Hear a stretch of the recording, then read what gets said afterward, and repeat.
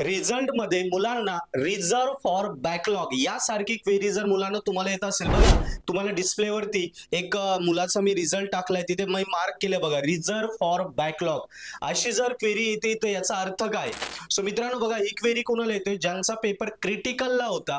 So क्रिटिकलचा paper दिल्यानंतर ज्यांचा result generate होतो त्या मुलांना रिझर्व फॉर बॅकलॉग असा रिझल्ट येतो. त्याच्यावर सीजीपीए एचजीपीए काहीच येत नाही, घाबरण्यासारखं काही कारण नाही. हे जस्ट क्रिटिकलला सब्जेक्ट असल्यामुळे असा रिझल्ट आलेला आहे. सो 2-4 दिवसात जेव्हा तुमच्या स्टुडंट प्रोफाईल सिस्टीमला तुमचे ऍक्च्युअल मार्क येतील तेव्हा तुम्हाला कळून जाईल की आपला रिझल्ट काय आहे, आपले सब्जेक्ट निघालाय की नाही. आणि तुमचा सीजीपीए एचजीपीए तुम्हाला कुठे कळेल? 4-5 दिवसात कॉलेजमध्ये एक लेझर कॉपी पण येते, लेझर कॉपी असते, त्याच्यामध्ये पण तुम्हाला तुमचा ऍक्च्युअल रिझल्ट भेटून जाईल. सो घाबरण्याचं काही कारण नाही. रिझर्व फॉर बॅकलॉग आहे, 2-3 दिवस वेट करा, मार्क आलं आणि कॉलेजमध्ये गॅझेट कॉपी आली की सगळं क्लिअर होऊन जाईल. आणि हो, या सेमिस्टरला बॅकलॉग नको लागायला, सो पर्पल ॲट ॲप आहेच, अभ्यासाला सुरुवात करा. सगळं स्टडी मटेरियल आहे, one stop solution for engineering.